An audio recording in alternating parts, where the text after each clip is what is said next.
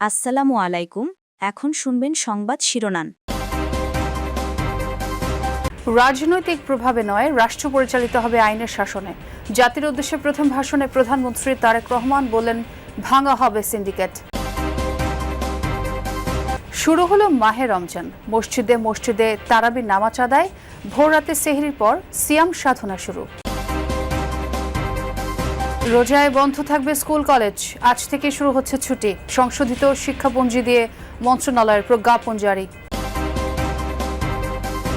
রাজধানীর হাজারীবাগে ভোররাতে বেঙ্গল লেদার শুর গোডাউনে অগ্নিকাণ্ড। ফায়ার সার্ভিসের 4 ঘন্টা চেষ্টা নিয়ন্ত্রণে চলছে নির্বাপনের কাজ। রমজানের শুরুতেই ঘরে ঘরে ঈদ শপিং পরিকল্পনা। অনেকেই শুরু করেছেন কেনাকাটা। 10 রোজার পর জমে উঠবে বাজার আসা ব্যবসায়ীদের। নারায়ণগঞ্জের শীতলক্ষ্যায় দূষণ বেড়ে যাওয়ায় হুমকিতে প্রকৃতির স্বাভাবিক প্রক্রিয়া। বিভিন্ন রোগবালাই আক্রান্ত হচ্ছেন স্থানীয়রা। আসসালামু আলাইকুম। এতক্ষণ দেখছিলেন সংবাদ শিরোনাম, এখন দেখবেন বিস্তারিত। দলীয় কিংবা রাজনৈতিক প্রভাব নয়, বরং আইনের শাসনই হবে রাষ্ট্র পরিচালনার শেষ কথা। দায়িত্ব নেওয়ার পর জাতির উদ্দেশ্যে দেয়া ভাষণে কথাই জানালেন প্রধানমন্ত্রী তারেক রহমান। বললেন, অনাচার অনিয়মের সব সিন্ডিকেট ভেঙে দিতে বদ্ধপরিকর বিএনপি সরকার। এছাড়া ব্যবসায়ীদের সতর্ক করে দিয়ে প্রধানমন্ত্রীর আহ্বান, রমজানকে মুনাফা লাভের মাস হিসেবে গণ্য না করার। বিএনপিকে যারা ভোট দিয়েছে কিংবা দেয়নি, সেই সীমারেখা ভুলে তারেক রহমান বললেন, এই সরকারের প্রতি সবার অধিকার সমান। দায়িত্ব নেওয়ার পর প্রথম জাতির উদ্দেশ্যে ভাষণ প্রধানমন্ত্রী তারেক রহমানের। বক্তব্যের শুরুতে জানিয়ে দিলেন, তার সরকার হবে জনগণের কাছে জবাবদিহিমূলক, যেখানে ধর্ম বর্ণ নির্বিশেষে পাহাড়ে সমতলে বসবাসকারী সবার জন্য এ দেশ হবে নিরাপদ ভূমি। দলীয় কিংবা রাজনৈতিক প্রভাব, প্রতিপত্তি অথবা জোর জবরদস্তি নয়, আইনের শাসনই হবে রাষ্ট্র পরিচালনার শেষ কথা। সরকারের পরিকল্পনা তুলে ধরে বক্তব্যে প্রধানমন্ত্রী বেশি গুরুত্ব দেন বাজার সিন্ডিকেট ও অনিয়মের বিরুদ্ধে তার অবস্থানের বিষয়ে। বলেন, রমজানকে মুনাফা ভোগের মাস হিসেবে গণ্য করার কোনো সুযোগ নেই। আমি দেশবাসীকে পবিত্র মাহে রমাদানের শুভেচ্ছা জানাই। রমাদান আত্মশুদ্ধির মাস।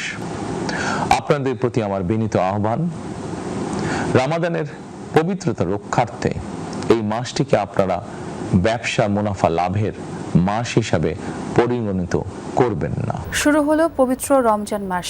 বুধবার সন্ধ্যায় জাতীয় চাঁদ দেখা কমিটির বৈঠক শেষে এই তথ্য জানান ধর্মমন্ত্রী কাজী শাহ মোফাজ্জল হোসাইন। রাতেই এশার পর মসজিদে মসজিদে হয় তারাবি নামাজ, যাতে অংশ নেন ধর্মপ্রাণ মুসলমানরা।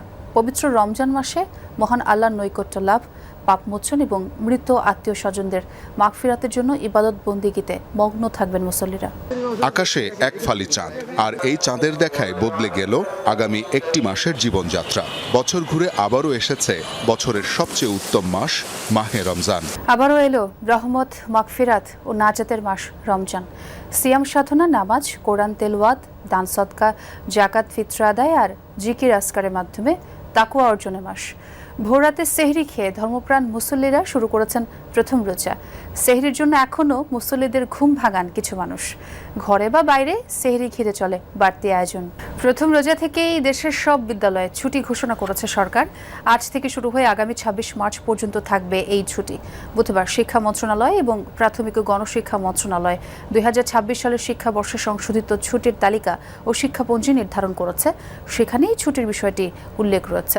পরে মন্ত্রণালয়ে এ সংক্রান্ত 2টি পৃথক প্রজ্ঞাপন জারি করে। প্রজ্ঞাপন অনুযায়ী পবিত্র রমজান, শ্রী শ্রী হরিচাঁদ ঠাকুরের আবির্ভাব, শবে কদর, জুমাতুল বিদা, ঈদুল ফিতর, স্বাধীনতা ও জাতীয় দিবস উপলক্ষে 19 ফেব্রুয়ারি থেকে আগামী 26 মার্চ পর্যন্ত ছুটি থাকবে। পূর্ব ঘোষিত ছুটির তালিকা অনুযায়ী 17 রোজা পর্যন্ত ক্লাস হওয়ার পর ছুটি হওয়ার কথা ছিল। বর্তমান বিএনপি সরকার দায়িত্ব নেওয়ার পর দিন শিক্ষার্থীদের সুবিধার কথা বিবেচনায় নিয়েই রমজানের প্রথম দিন থেকেই স্কুল কলেজ বন্ধ ঘোষণা করল। রাজধানীর হাজারীবাগে বেঙ্গল লেদার শু নামের একটি কারখানার গোডাউনে ঘটল অগ্নিকাণ্ড। ফায়ার সার্ভিসের 5টি ইউনিটের চেষ্টায় 4 ঘন্টা পর আগুন নিয়ন্ত্রণে আসে। ফায়ার সার্ভিস জানিয়েছে, ভোর 3টা নাগাদ তারা অগ্নিকাণ্ডের খবরটি পায়। ভবনটিতে বেঙ্গল লেদার ও বেঙ্গল শুজের হেড অফিস, স্যাম্পল তৈরি এবং মার্কেটিং পেপার ওয়ার্ক হয় এখানে। মূল কারখানা হেমায়েতপুরে। ভবনটিতে রাতে কর্মচারীরা থাকতো না। সংশ্লিষ্টদের ধারণা, শর্ট সার্কিট থেকে আগুনের সূত্রপাত। প্রথমে 3 তলার অফিসে আগুন লাগে, যা নিভিয়ে যায় ফায়ারের একটি টিম। ঘণ্টাখানেকের মধ্যে আবারও আগুনের সূত্রপাত হয় 4 তলায়। আগুন বড় হওয়ায় 5টি ইউনিট যায় আগুন নিয়ন্ত্রণে। প্রায় 3 ঘন্টা চেষ্টায় আগুন নিয়ন্ত্রণে আসে। এতে কোনো হতাহত নেই। প্রথম আগুন লাগছিল, লাগার পর ফায়ার সার্ভিস আসার পর তার আগুন নিভে চলে গেছে। চলে যাওয়ার পর তো তার 10 মিনিট পর আবার ওই কোনা দেওয়া 3 তলার থেকে আবার 4 তলা আগুনটা লাগছে। ক্ষয়ক্ষতির বিষয়টা হচ্ছে আমাদের সব অরিজিনাল ডকুমেন্টের ভেতরে ছিল। আমাদের টেবিল অনেক ডকুমেন্ট ছিল, আমরা গিয়ে দেখলাম আমাদের ল্যাপটপ কম্পিউটার যা ছিল সব নষ্ট হয়ে গেছে। লেদার ফ্যাক্টরি ওদের এখানে অফিসটা এবং পাশাপাশি কিছু স্যাম্পল রাখা হয় এদেরকে, সেই লেদারের স্যাম্পলগুলোর মধ্যে আগুন লেগেছিল এবং অনেক সে ডকুমেন্ট ছিল, সেই ডকুমেন্টসগুলো পড়ে গেছে। 3 তলা এবং 4 তলা, এই 4 তলার একটা অংশ, 3 তলার সামনে একটা অংশ আগুনে পড়ে গেছে, বাকিটাকে আমরা সেভ করতে পেরেছি। রমজান শুরু মানেই ঈদ উৎসবের প্রস্তুতি। ঘরে ঘরে চলছে শপিং পরিকল্পনা, অনেকে শুরু করেছেন কেনাকাটাও। রোজার শুরুর দিকে মার্কেটে দাম ও স্বস্তি দুটোই বেশি মদ ক্রেতাদের। তবে দোকানগুলোয় এখনো ঈদ কালেকশন পুরোপুরি আসেনি। ব্যবসায়ীদের দাবি 10 রমজানের পর জমজমাট হবে বাজার। শুরু হলো পবিত্র রমজান মাস। এখন থেকেই ঈদ উল ফিতরের ক্ষণ গণনা শুরু। তাই প্রিয়জনের ঈদ উপহার কিনতে ব্যস্ত অনেকেই। প্রথম রমজানে কেনাকাটা সেভাবে শুরু না হলেও দোকানীদের থাকে প্রস্তুতি। ঈদে মধ্যবিত্ত বাঙালির ভরসা নিউ মার্কেট। রোজা শুরুর আগেই দোকানগুলোতে চলে আসে হাল ফ্যাশনের কালেকশন। নারী, পুরুষ, শিশু, বৃদ্ধ সবার কথা মাথায় রেখে সাজানো হয়েছে এবারের ঈদ সমাহার।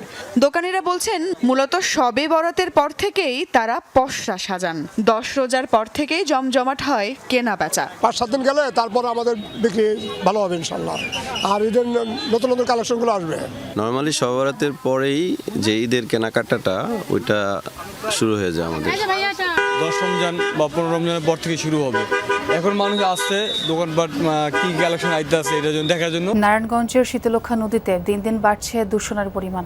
এতে থমকে যাচ্ছে প্রকৃতির স্বাভাবিক প্রক্রিয়া। কিছু ক্ষেত্রে নির্দিষ্ট প্রক্রিয়া মেনে পানি শোধন করে নদীতে ফেললেও সবটাই যেন লোক দেখানো।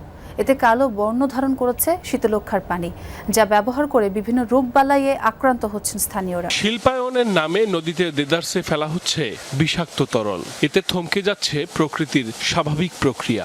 বর্জ্যের দূষণে নদীর পানি আর পরিবেশ দুটোই পড়ছে মারাত্মক হুমকিতে। নারায়ণগঞ্জের তরল বর্জ্য নির্গমনকারী প্রতিষ্ঠান প্রায় 350। কাগজে কলমে পানি শোধনের জন্য প্লান্ট স্থাপন করেছে অনেক প্রতিষ্ঠান। তবে খরচ কমাতে কেমিক্যাল বর্জ্য মিশ্রিত পানি ফেলা হচ্ছে ক্যানেল মধ্যে। পরবর্তীতে সেই পানি গিয়ে পড়ছে নদীতে। একই প্রক্রিয়ায় নদীতে পড়ছে সিটি কর্পোরেশন আওতাভুক্ত বাড়িঘরের বর্জ্যও।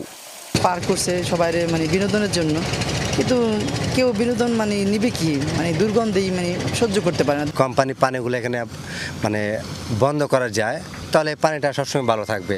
বর্ষাকাল সাধারণত খুব সুন্দর পানি থাকে। নদীতে মাছ থাকে না, নদীতে দুর্গন্ধ, পানির সমস্যা, এর কারণে এই রিফারিং করে ফালাইলে এই সমস্যাটা থাকবে না। বিষাক্ত তরলের প্রভাবে কালো বর্ণ ধারণ করেছে শীতলক্ষ্যার পানি, যা ব্যবহারের ফলে রোগবালাইয়ে আক্রান্ত হচ্ছেন স্থানীয়রা। এই পানি ওয়াসার রিফাইন করে দিচ্ছে, এই নদীর ডাইরেক্ট নদী থেকে পানি তুলতেছে। মানুষের ক্ষতি হইতেছে, বাচ্চা কাচ্চার ক্ষতি হইতেছে, সবাই অসুস্থ হইতেছে।